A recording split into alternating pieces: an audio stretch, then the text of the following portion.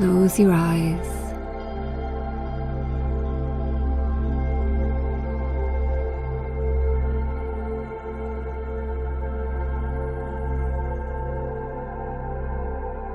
Take a deep breath in through the nose.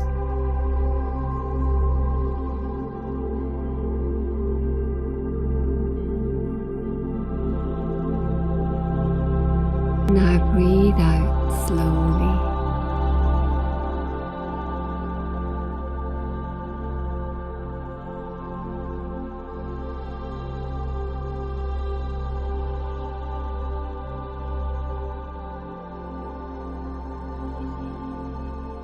Chapter 2. Edward Bear, known to his friends as Winnie the Pooh, or Pooh for short, was walking through the forest one day, humming proudly to himself. He made up a little hum that very morning, as he was doing his stoutness exercises in front of the glass. Tra-la-la, tra-la-la, as he stretched up as high as he could go. And then tra-la-la, tra-la, oh, help, la, as he tried to reach his toes. After breakfast, he had said it over and over to himself until he had learnt it off by heart.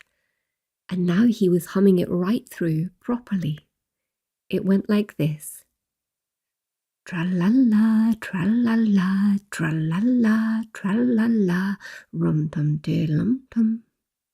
Diddle-liddle, diddle-liddle, diddle-liddle, diddle-liddle, rum-tum-tum, tiddlum. Well, he was humming this hum to himself and walking along gaily, wondering what everybody else was doing and what it felt like being somebody else, when suddenly he came to a sandy bank, and in the bank was a large hole. "Aha," said Pooh. "Rum-tum-tiddlum-tum. If I know anything about anything, that hole means rabbit. And rabbit means company," he said. "And company means food and listening to me humming and such like. Rum-tum-tum-tiddlum." So he bent down, put his head into the hole and called out, "Is anybody at home?" There was a sudden scuffling noise from inside the hole, and then silence. "What I said was, 'Is anybody at home?'" called out Pooh very loudly. "No," said a voice, and then added, "You needn't shout so loud. I heard you quite well the first time." "Bother," said Pooh. "Isn't there anybody here at all?" "Nobody." Winnie the Pooh took his head out of the hole and thought for a little. And he thought to himself, there must be somebody there, because somebody must have said nobody. So he put his head back in the hole and said, "Hello, Rabbit, isn't that you?" "No," said Rabbit, in a different sort of voice this time. "But isn't that Rabbit's voice?" "I don't think so," said Rabbit. "It isn't meant to be." "Oh," said Pooh. He took his head out of the hole and had another think, and then he put it back and said, "Well, could you very kindly tell me where Rabbit is?" "He has gone to see his friend Pooh Bear, who is a great friend of his." "But this is me," said Bear, very much surprised. "What sort of me?" "Pooh Bear." "Are you sure?" said Rabbit, still more surprised. Quite sure," said Pooh. "Oh, well then, come in." So Pooh pushed and pushed and pushed his way through the hole, and at last he got in. "You are quite right," said Rabbit, looking at him all over. "It is you. Glad to see you." "Who did you think it was?" "Well, I wasn't sure. You know how it is in the forest. One can't have anybody coming into one's house. One has to be careful." "What about a mouthful of something?"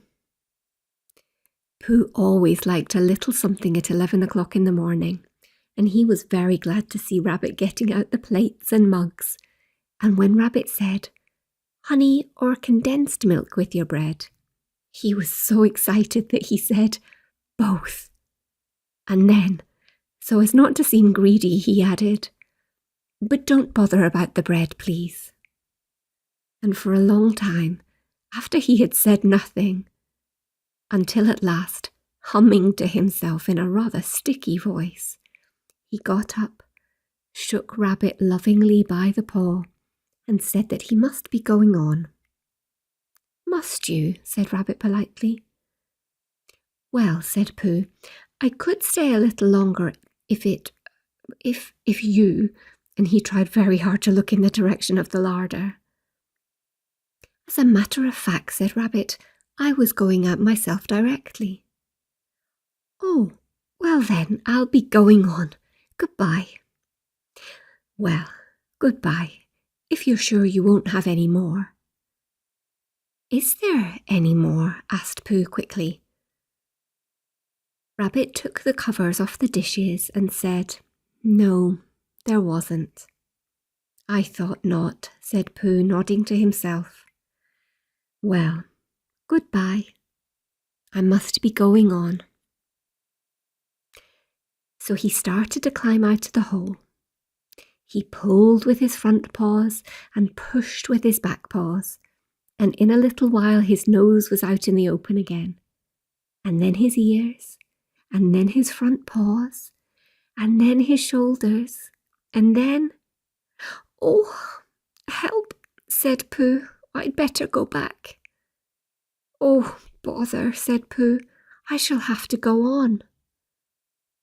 "I can't do either," said Pooh. "Oh, help and bother." Now by this time, Rabbit wanted to go for a walk too, and finding the front door full, he went out by the back door and came round to Pooh and looked at him. "Hello, are you stuck?" he said. "No," said Pooh carelessly, "just resting and thinking and humming to myself." "Here, give us a paw." Pooh Bear stretched out a paw, and Rabbit pulled and pulled and pulled. "Ow!" cried Pooh, "you're hurting." "The fact is," said Rabbit, "you're stuck." "It all comes," said Pooh crossly, "of not having front doors big enough." "It all comes," said Rabbit sternly, "of eating too much. I thought at the time," said Rabbit, "only I didn't like to say anything," said Rabbit. "That one of us was eating too much," said Rabbit, "and I knew it wasn't me," he said. Well, well, I shall go and fetch Christopher Robin." Christopher Robin lived at the other end of the forest, and when he came back with Rabbit, he saw the front half of Pooh. He said, "Silly old bear," in such a loving voice that everybody felt quite hopeful again. "I was just beginning to think," said Bear, sniffing slightly, "that Rabbit might never be able to use his front door again. And I should hate that," he said. "So should I," said Rabbit. "Use his front door again," said Christopher Robin. "Of course he'll use his front door again." "Good," said Rabbit. "If we can't pull you out, Pooh, we might push you back." Rabbit scratched his whiskers thoughtfully and pointed out that when once Pooh was pushed back, he was back. And of course nobody was more glad to see Pooh than he was. Still, there it was. Some lived in trees, and some lived underground, and... "You mean I'd never get out?" said Pooh. "I mean," said Rabbit, "that having got so far, it seems a pity to waste it." Christopher Robin nodded. "Then there's only one thing to be done," he said. "We shall have to wait for you to get thin again." "How long does getting thin take?" asked Pooh anxiously. "About a week, I should think." "But I can't stay here for a week." You can stay here all right, silly old bear. It's getting you out which is so difficult. We'll read to you, said Rabbit cheerfully, and I hope it won't snow, he added. And I say, old fellow, you're taking up a good deal of room in my house. Do you mind if I use your back legs as a towel horse? Because I mean, there they are doing nothing, and it would be very convenient just to hang the towels on them. A week, said Pooh gloomily. What about meals? I'm afraid no meals, said Christopher Robin, because of getting thin quicker. But we will read to you. Bear began to sigh, and then found he couldn't because he was so tightly stuck, and a tear rolled down his eye as he said, Then would you read a sustaining book, such as would help and comfort a wedged bear in great tightness? So for a week, Christopher Robin read that sort of book at the north end of Pooh, and Rabbit hung his washing on the south end, and in between, Bear felt himself getting slenderer and slenderer. And at the end of the week, Christopher Robin said, Now. So he took hold of Pooh's front paws, and Rabbit took hold of Christopher Robin, and all Rabbit's friends and relations took hold of Rabbit, and they all pulled together, and for a long time Pooh only said, Ow, and Oh. And then all of a sudden he said, Pop, just as if a cork were coming out of a bottle. And Christopher Robin and Rabbit and all Rabbit's friends and relations went head over heels backwards, and on top of them came Winnie the Pooh, free.